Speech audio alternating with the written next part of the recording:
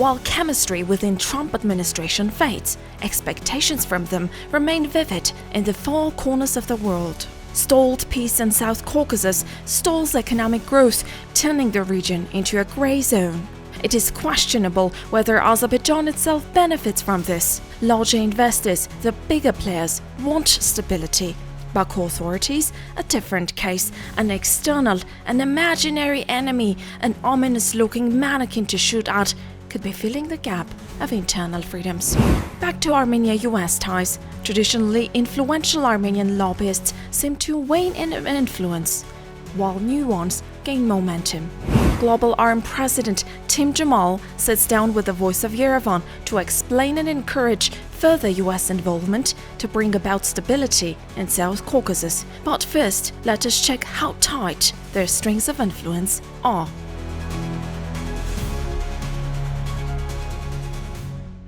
Thank you for accepting the invitation. Thank you for having me here today. It's a pleasure to be with you, Astghik. Do you have the channels of access to decision makers? Absolutely. So we started Global Arm about 3 years ago, and our mission, Astghik, is threefold. One, to strengthen US-Armenia security relations, strengthen US-Armenia economic collaboration, and to hold Azerbaijan accountable for crimes and atrocities they've committed against Armenians, not only in Nagorno-Karabakh, but in Armenia. And in that context, we're also fighting for the right to return for Artsaksis to their homes, and also the release of the POWs and prisoners or hostages that Aliyev's holding in Baku, and then finally to get Azerbaijan out of Hayastan. They currently occupy, as you know, 200 square kilometers, and this is not consistent with the peace talks or consistent with U.S. policy. So on access, we have been very fortunate to have access to key decision makers not only in Congress, but in the new Trump administration. We have a different model as a diaspora lobbying organization. What we've done is hire 2 lobbying firms that are based in Washington, D.C.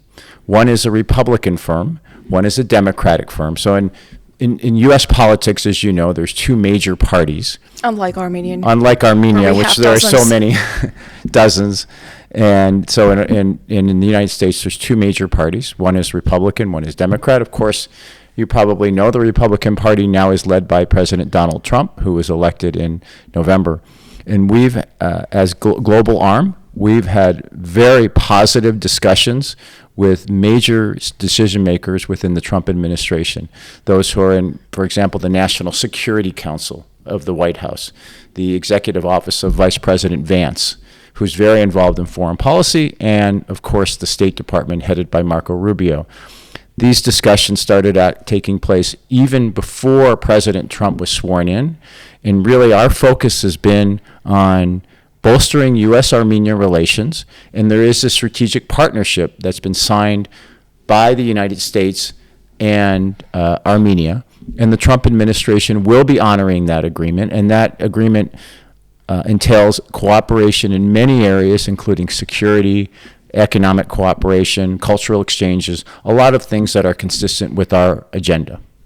The new U.S. administration came to power promising peace in far corners of the world. Do you believe that peace in South Caucasus is a priority for them? Yes, I know it is, because of our conversations with the Trump administration. Perhaps not as much of a focus, for example, as Gaza or Ukraine, but I can assure you that the peace in the South Caucasus is a top priority for the Trump administration. Despite the issued, then reissued, then reiterated statements of supporting peace and stability in the region, coming from superpowers, US inclusive, Baku keeps up the possibility of escalation hot and burning. A few bullets here, a few bullets there, and the peace agreement will lie in the drawers, untouched, longer. The reason is obvious: to extract the maximum from defeated Armenia and to keep up an imaginary, eternal enmity, to deflect the society's attention from internal, real problems and to keep power. What's your good faith based on? We see Azerbaijan laundering Russian gas, signing a strategic partnership with China, and still receiving hundreds of millions of dollars for defense expenses from the United States. They're not. No. So the Azerbaijan. So let's talk about that. Azerbaijan is not currently receiving hundreds of millions of dollars in military assistance from the United States. I think the Trump administration. A loan was recently confirmed. Oh, you're talking about by a government-owned bank, basically. Correct. That's a loan guarantee. Aircraft. It's a little correct. That did happen. You're right. But that is true. That did occur. But in terms of direct military assistance, lethal weapons, that is not happening. Azerbaijan is still restricted from receiving any type of economic or security aid from the United States because of the law called Section 907 of the Freedom Support Act. And that law says that Azerbaijan shall not get U.S. government assistance until it stops using offensive uses of force against Armenia and Nagorno-Karabakh. Now, we know what they've done in Nagorno-Karabakh. They ethnically cleansed it, and we know that they are occupying 200 square kilometers of Armenia. And so they are not in compliance with the law, and therefore they're not getting direct military assistance from the United States. And let me say this. The Trump administration, and this is based on our conversations with key decision makers in the White House, they know who the problem is in the Caucasus. And the problem is Azerbaijan. They know if there's new aggression, who is going to be responsible for that aggression. And they understand, to your point, that Armenia has not signed a strategic partnership with China, that Armenia has not joined on to BRICS and Belt and Road. These are the things that Azerbaijan is doing, and they are seeking peace. And I think I think they're genuinely seeking peace. And unlike the Biden administration, quite frankly, they're not going to be played by Ilham Aliyev. They're not going to allow him to manipulate them. And because that's a sign of weakness. And if there's anything about the Trump administration, they're not weak.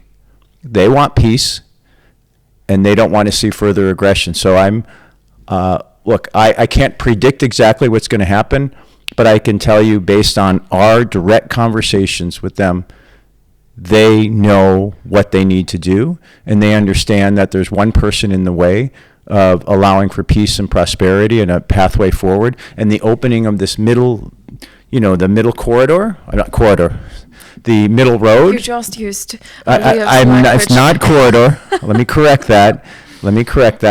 The middle pathway through southern Armenia that will remain the sovereign territory of Armenia. They're very supportive of that. And they are doing everything. I think they're taking the right steps to send the messages to Ilham Aliyev that it's time to stop the rhetoric, time to stop the hate, and move forward with peace. Or else there will be consequences. I believe there will be significant consequences going forward if Ilham Aliyev engages in more aggression. What consequences do you expect? I totally agree. For peace to happen, we need a carrot and stick approach.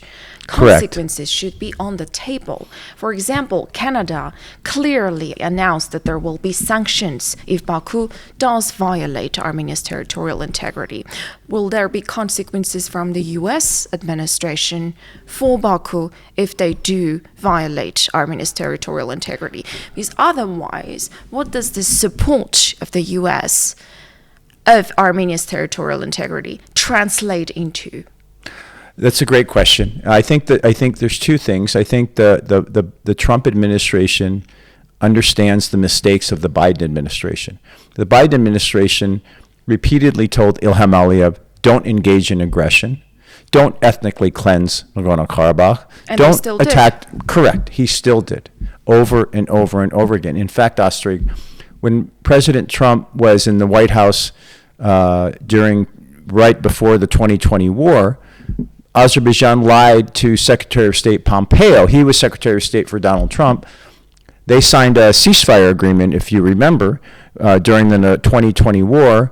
And then 5 minutes after, Ilham Aliyev told the Secretary of State Pompeo, we're not going to continue attacking, he continued attacking. So you're right, over and over again.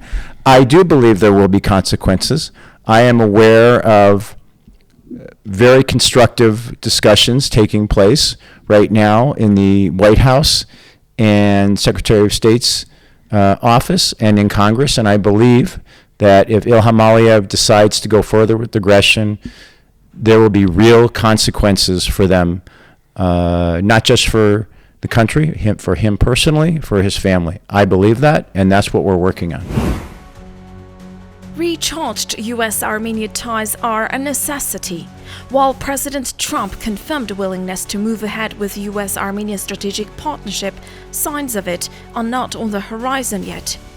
Armenia is the last possible democratic foothold for the West in the region, with Georgian authorities shifting back towards Russia, Baku's strategic partnership with Russia, and Iran as a non-US friendly country, to use a euphemism. Will the US, or the West for that matter, waste their window of opportunity to stay involved in South Caucasus?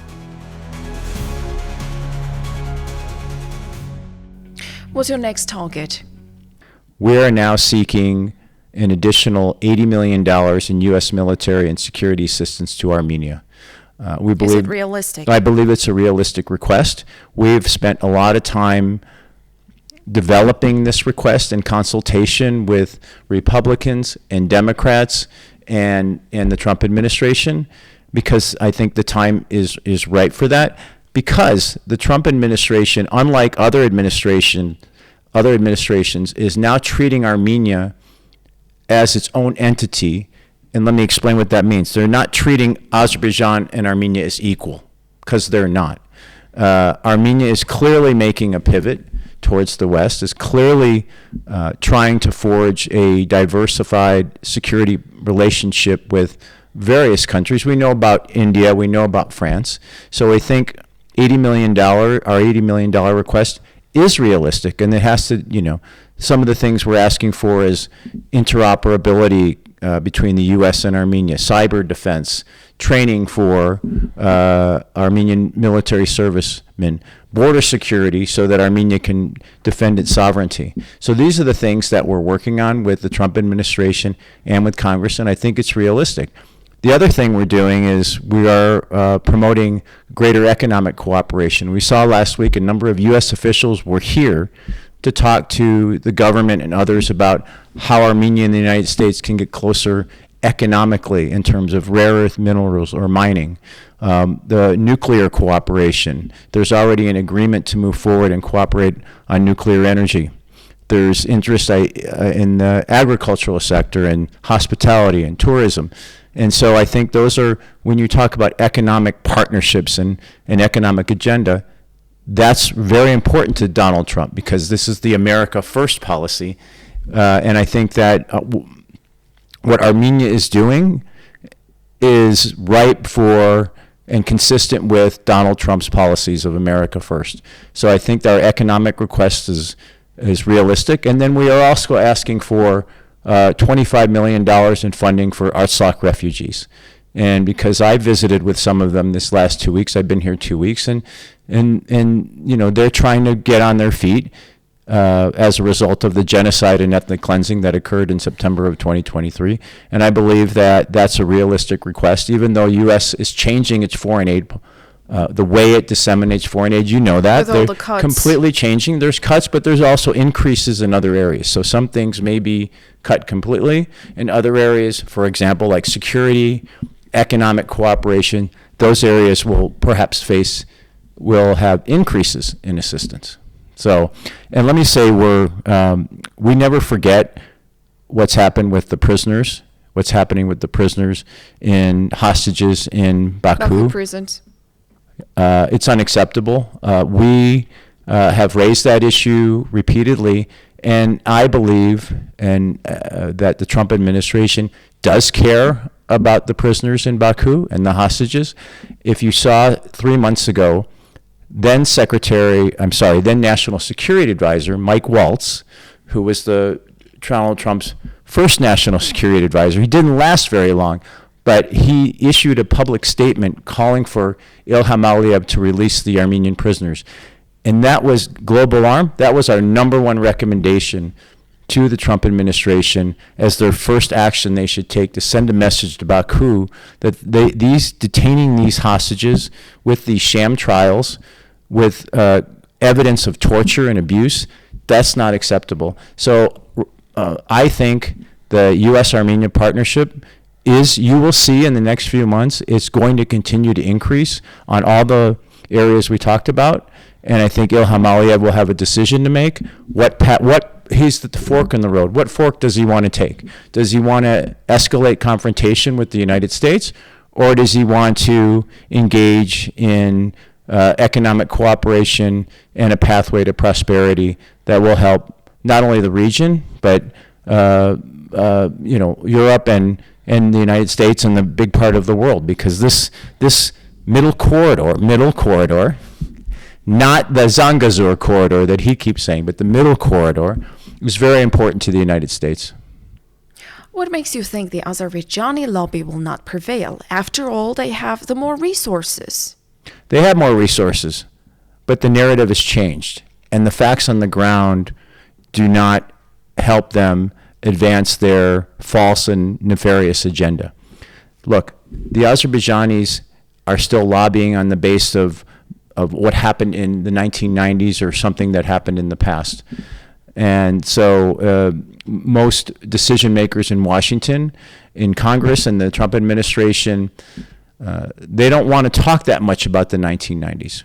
Okay? They want to talk about how to move forward today, and they want to talk about how do we achieve peace, economic cooperation, and justice for Armenians who have been harmed and tortured and killed by the Azerbaijani government. These are the things they want to talk about. The narrative, meaning that what do people in their gut know what's going on in the South Caucasus?